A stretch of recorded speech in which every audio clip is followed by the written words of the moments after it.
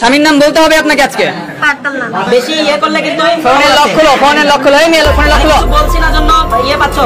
তোমার স্বামীর নাম কি বলো?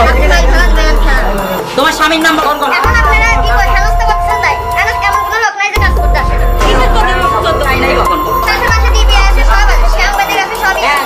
এখন আপনারা কি করে হেনস্থা করতেছেন তাই? এখন কেমন কোনো লোক নাই যে কাজ করতে আসে না।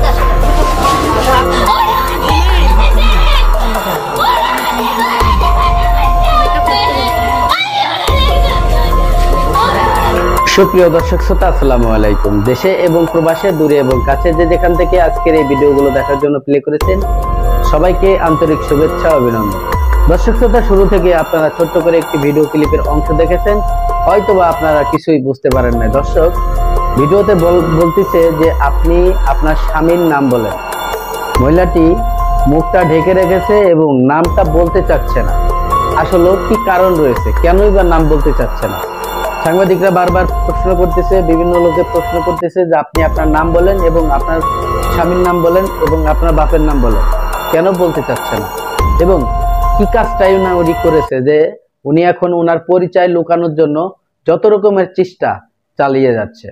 দর্শক শ্রোতা, এই ভিডিওটি এত পরিমাণে শেয়ার করবেন যাতে প্রত্যেকটা মানুষের নজরে এই ভিডিওটি আসে এবং তার ফ্যামিলি যাতে এই ভিডিওটা পায়। সুপ্রিয় দর্শক শ্রোতা, আমি বরাবরের মতো বলে থাকি যে প্রবাসীরা ভাইয়েরা, আপনাদেরকে উদ্দেশ্য করে বলতেছি, আপনারা অনেকেই আছেন, ভুল বুঝবেন না, আপনারা অনেকেই ভালো আছেন, সবাই আসলে খারাপ না। একজন খারাপ মানুষের জন্য 10 জনের বদনাম হয়, এটা আমরা অনেকেই জানি। এই ধরনের চরিত্রহীন মেয়েদের জন্য ভালো ভালো যে মহিলারা রয়েছে, ভালো ভালো যে বোনরা রয়েছে, তাদের বদনাম হয়। দেখেন টাকার কতটা লোভ, মানুষ টাকার লোভের জন্য কত কিছু করে। দেখেন এই ভাইয়ের বউ, এই যে বউটা যে আবাসিক হোটেলে এসেছে, আসলে ওটা হোটেল বললেও ভুল হবে, এটা একটা ফ্ল্যাট বাসা, একটা ফ্ল্যাট বাসায় ঘুরতে এসেছে। মানুষ তাকে সন্দেহ করবে না দেখে সে এমনভাবে এসেছে মনে হয় সে কোথাও বেড়াইতে এসেছে। কিন্তু এই ধরনের কাজ করার জন্যই তারা মূলত এসেছে এবং নিয়মিতভাবে আসে। স্থানীয় যে এলাকার লোকজন ছিল, তারা 1 দিন 2 দিন 3 দিন এভাবে দেখতে দেখতে একটা টার্গেট করে ইতিমধ্যে তাকে ধরে ফেলেছে। আর যখন তাকে প্রশ্ন করা হচ্ছে তখন বলতেছে যে আপনার স্বামীর নাম বলেন। তার পোশাক আশাক দেখে আপনারা বুঝতে পারতেছেন যে আসলে সে কি ধরনের কাজ করতে চাচ্ছিল এবং কি ধরনের কাজ করার জন্য সে গেছিল।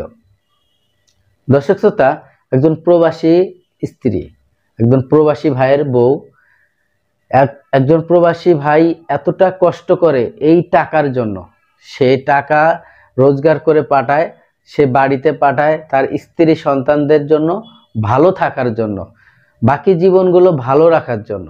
কিন্তু সেই সুবিধাটা নিয়ে যে স্বামী নাই, পরপুরুষের সাথে কিভাবে রাত কাটানোর জন্য টাকার বিনিময়, একটা নিকৃষ্ট মানের মানুষ হইলে এ ধরনের কাজ করতে পারে।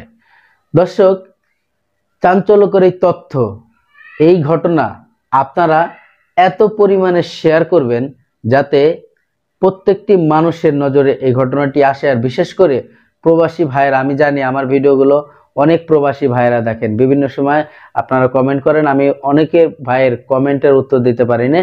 আপনারা আমাকে ক্ষমা দৃষ্টিতে দেখবেন, কারণ আমি সময় স্বল্পতার কারণ অনেক ভাইয়ের কমেন্টের উত্তর দিতে পারি না।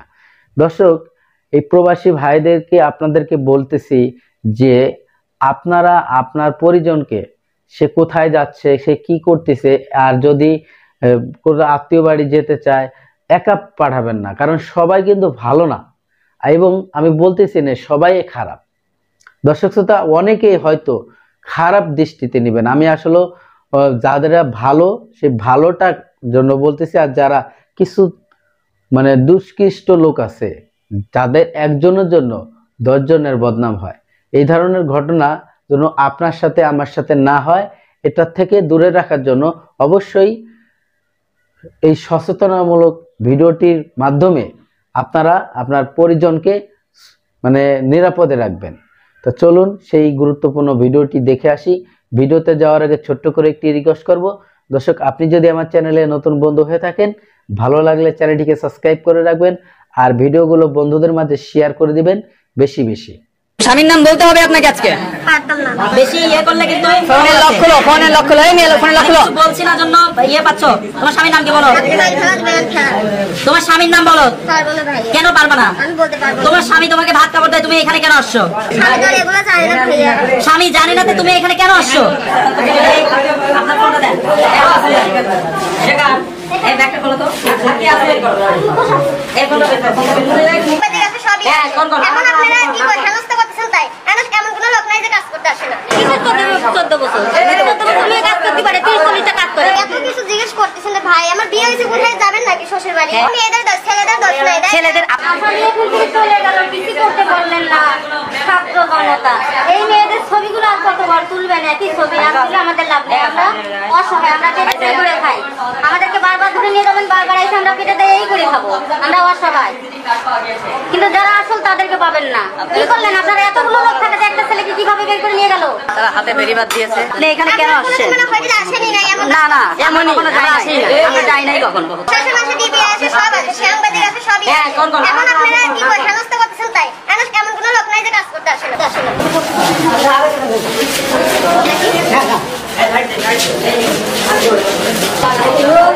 তোমাদের ছেলেদের ভর্তি করা আর এগুলো ঘটনা মেয়েরা কেটে দেয় করে খাই, তাদের ছবি তোলার দিলাই।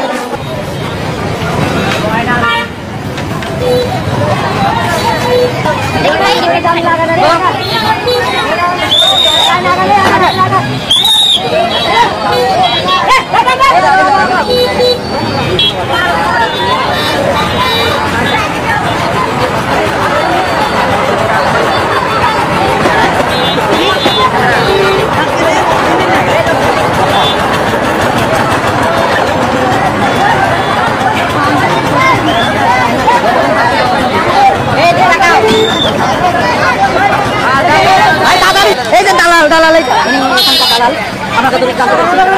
দালাল, এখানকার দালাল দেখি।